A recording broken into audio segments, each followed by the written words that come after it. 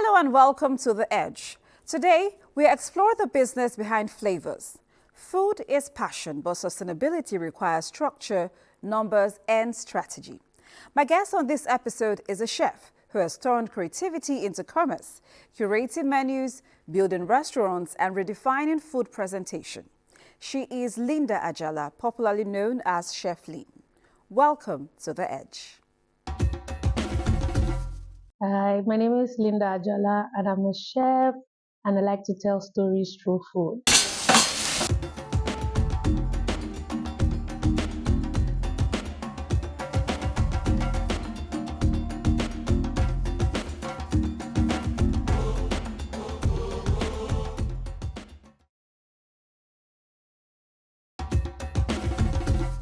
Every strong brand begins with passion, but it grows through being intentional.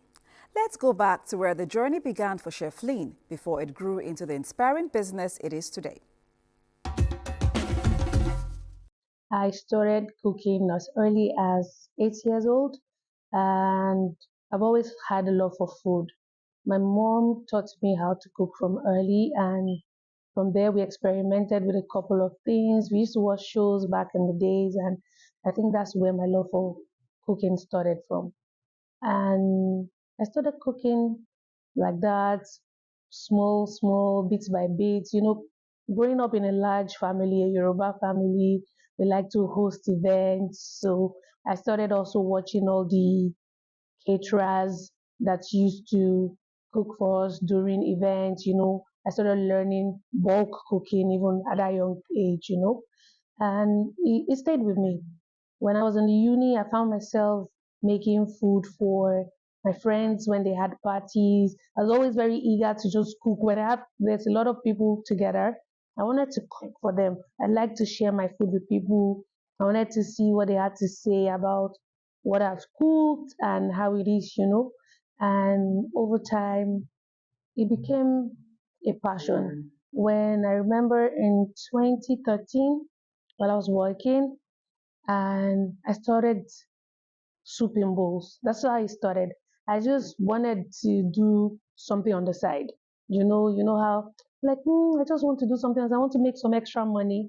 And my friend says, but you know how to cook. You love cooking. That's already a side gig for you. Why don't you just do that? Why are you looking for something else to do? For me, then cooking was just something I did. I didn't look at it in forms of money or making money out of it. I so it never occurred to me that I should do it as a business. I used to do it up to that point for free to my friends and family.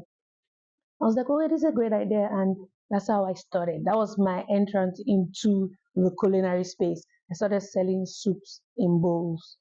And somehow along the line, people loved it. People started asking for more. I did flyers. Then was WhatsApp and BlackBerry. So I did a lot of BlackBerry. It was much of BlackBerry BBM pin sent to people, and it just caught on, and people started, and it opened my eye to the industry. And I started getting like requests like, oh, can you do more quantity? Oh, can I have 10 liters of rice? Oh, I have a party. Can you come and cater for us? And and that's how I started.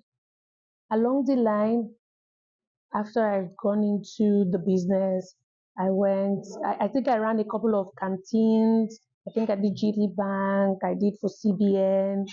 Along the line, I realized that I could actually do much more. Entering into that world opened up my eyes to what I didn't see before. And that's when I decided to actually go to culinary school. I read mathematics and computer science. It was never part of the plan. It was never part of the plan. When I went to culinary school and I got exposed to more cuisines than we had readily available, doing research, I started following a couple of pages online, and I saw how beautiful the food looked.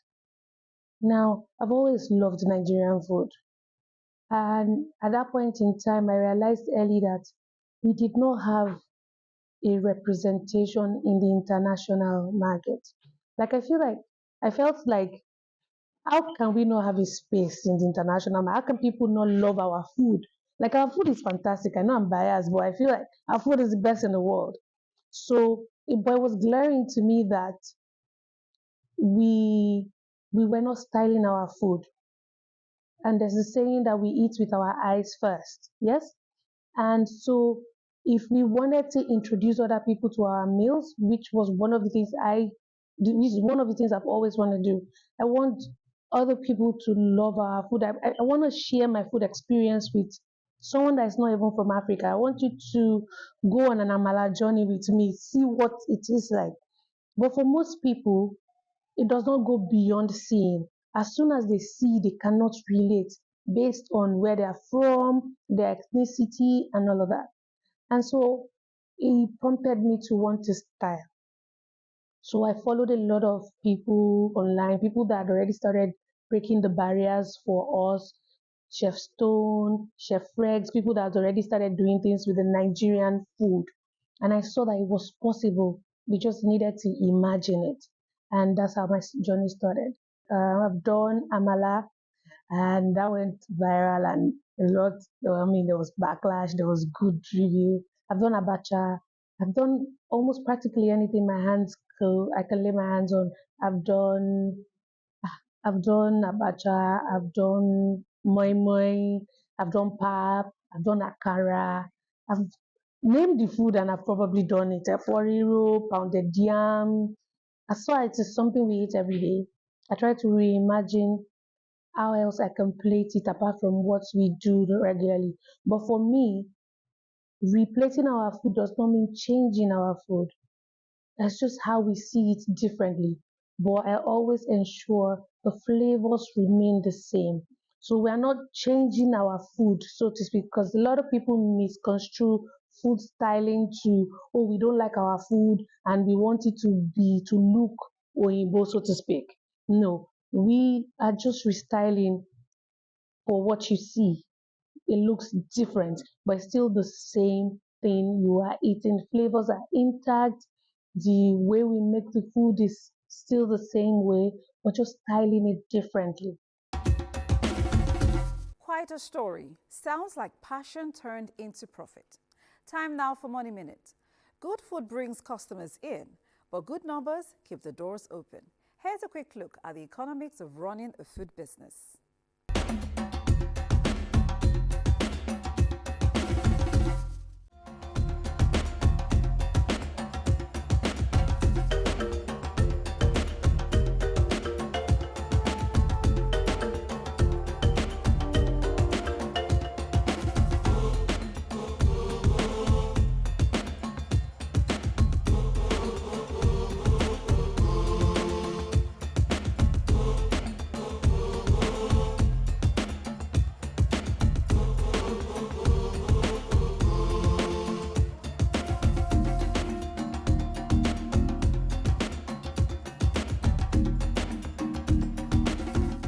The food business is one of the most demanding industries in the world. Long hours, rising costs, and tight margins. Yet the grind keeps going and the restaurant business keeps thriving.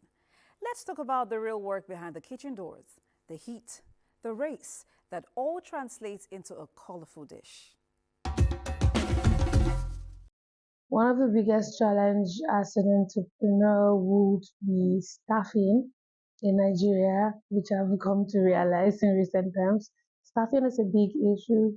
Finding people that share your vision and people that share your vision and want to grow with it. But we've also realized that you don't find those people, you grow them.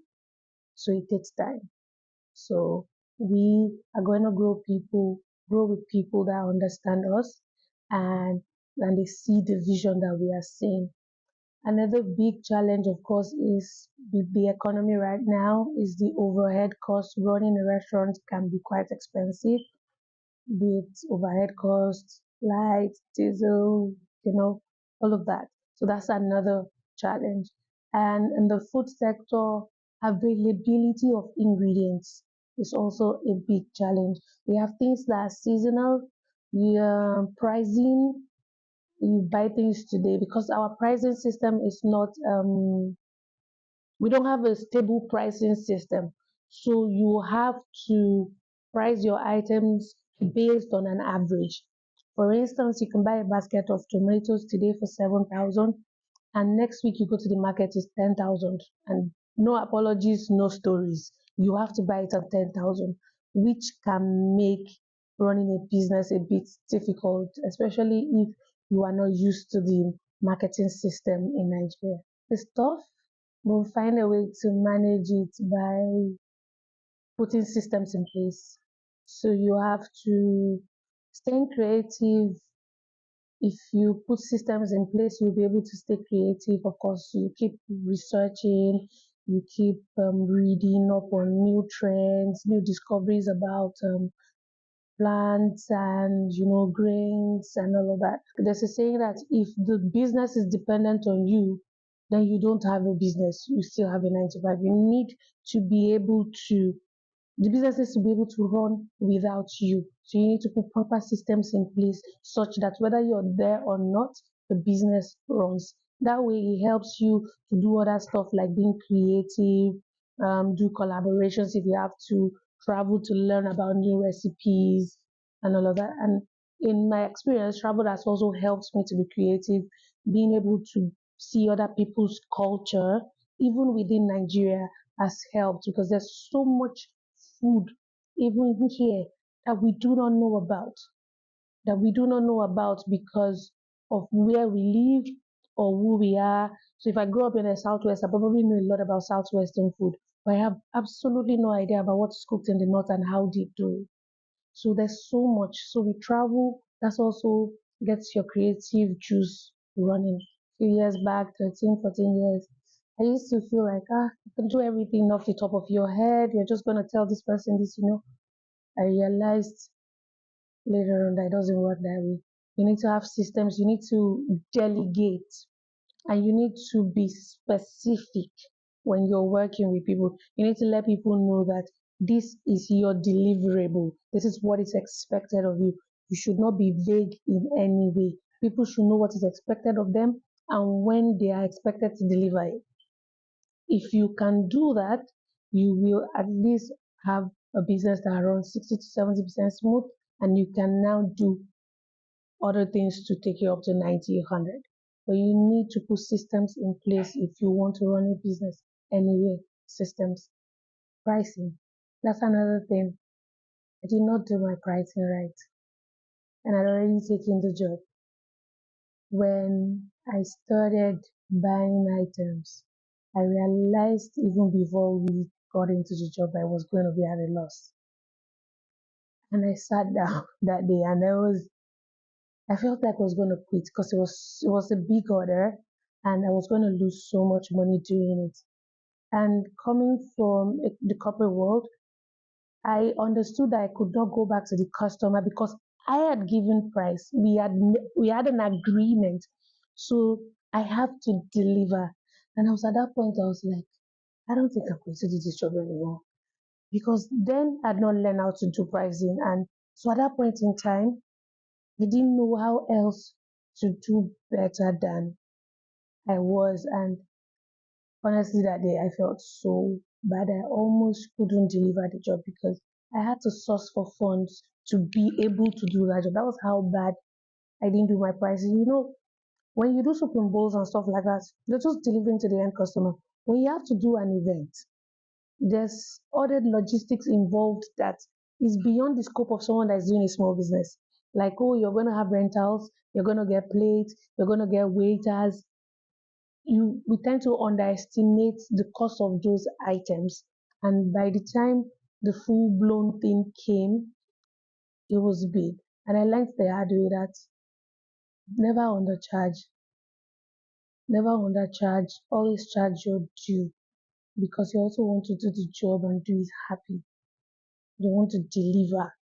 I was able to deliver, but it was one of the days I felt like this is not sustainable. This is not sustainable. I can't go on like this. But of course, I spoke to people that had been in the business before me and I learned.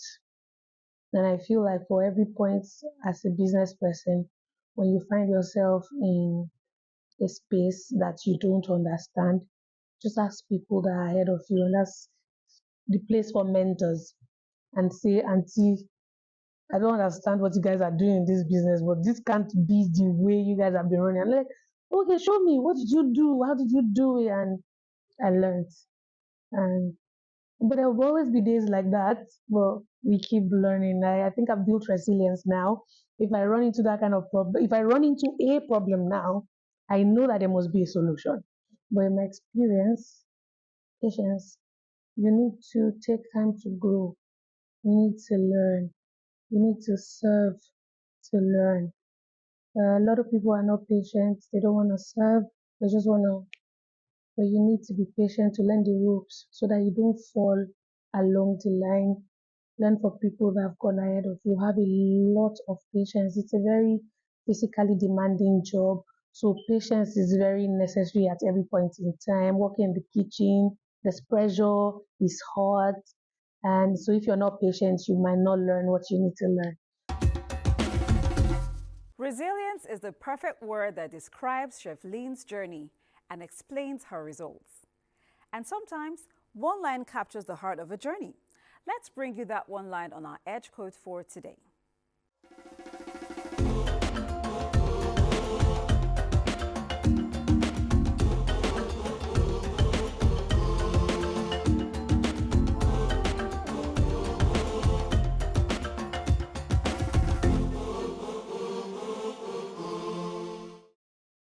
In a crowded food industry, standing out takes more than taste. What truly sets Chef Lean apart? The Edge Factor is up next. What makes me different is how I see food. Every chef has a way that they see food, and that's why, even without putting people's names, when you see the food, you can almost tell who this is from. So what makes me different is how I view food. And this is shaped by my own personal experiences with food. Like I said, travel influences me a lot. So I tend to do a lot of traveling because it opens up my eyes to new ways of doing things. I experience new ingredients.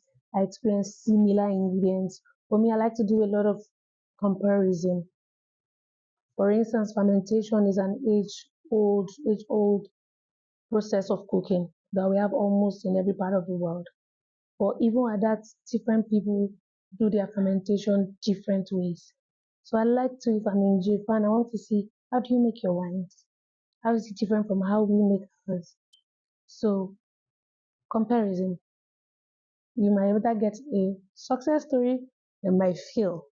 But for every failure, you've learned something. You've learned that, oh, this particular ingredient does not behave well in this circumstance. So that's one details you already know about that ingredient. So when next you want to try something else with it, it makes you say, oh, this doesn't work this way, except we have a way to tweak it. And so that has helped me being able to compare, look at ingredients differently based on my own experiences, what I did as a child. For every meal I create, it takes me time. I research every ingredient on my plate. How do they react? How do they behave? So let me use something like amala, for instance. So I know amala is from yam flour. Yes, I know that it has gluten, like when it gets to the time to churn it, it is supposed to draw. That gives me an idea of what shape it can take. Knowing fully well that, oh, it will hold the shape or it will fall, depending on what I want to use to serve it. Then I go to Ewedu and I know it's a draw soup. It's not going to hold the shape. I need to find something to hold the shape. Then you go to the stew and the meat. You understand? You take each item individually. How do they behave under different circumstances? Are they liquid? Are they solid? Are they semi-solid? That helps. How do they react under boiling water or when you steam them or when you grill them? If you expose, for instance, if I grill amala, what am I going to get? Exactly. So those are the questions you ask. Will it give me a good outcome? Will it not? Do I want to test it? Those are the things that helps. And also knowing that if I grill it, will it give me the texture that amala is supposed to give me? Because I'm looking at authenticity. Then I keep thinking about it. I keep trying stuff. If it does not work, I leave it. But having the conviction that I can do this, there must be a way around it. And you keep trying and trying, and in the processes you learn other things and you note them down. And before you know it, you say, oh, it's all one splash. I like my soup to just be a splash of color on the plate. You try it out. Did it splash or not? If it splash, then you made it. If it does not splash, you try again. And that's how for me, that's how my creative process works. If you're building in the food space, this next insight matters.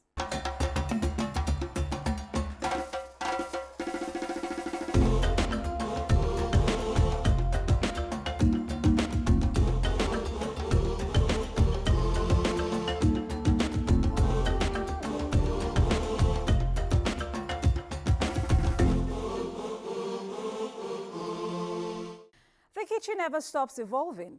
What's next for Chef Lynn and her growing food enterprise? Let's find out in the concluding part of her story. The future of acceptability is I'm in a five-star hotel in the world and I can order amala and it is done right. That's simple. I want to be anywhere in the world and say, I would like to have amala, and the chef will prepare it without looking at me funny. It should be on the menu. The way we go, everywhere in the world you go to, you can have Asian cuisine anywhere, in any street corner. In fact, you will find, I want to be able to be in my hotel room and not be saying, please, do you know any African restaurants in this country? No, I want the hotel to be able to, at the minimum, sell me jollof rice. I don't want to eat any other rice. Sell me jollof in my hotel room. An Afrofusion fine dining event I do at the end of every year, and I intend to continue that. Along the line, yes, maybe more branches for the grind. Yeah, but along the line, yes, a product that is birthed from all of my experiences, all of my travels. Yes, I look forward in the next couple of years to have a product that showcases a lot of the things I've learned just in a to be able to speak on a global platform about African food. So many people are doing it already, but personally, I also like to be able to do that. I want to be remembered to have told the Nigerian story differently through food. I want to leave a legacy where generations to come would learn about food and want to be involved in the food landscape in Africa. I want the coming generation to be proud of who we are, of our heritage, of our food, to know that we have everything we need right here. Before we go, here is how to connect with us on The Edge.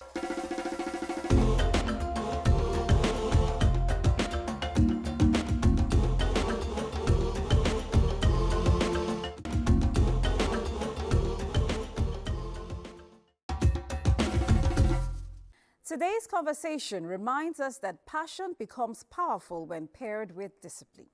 Thank you so much, Chef Lynn Ajala. And that's it on today's edition of The Edge. See you next time with another inspiring story. Until then, stay inspired, stay bold, and stay on the edge. My name is Tochi Eputa. See you next time.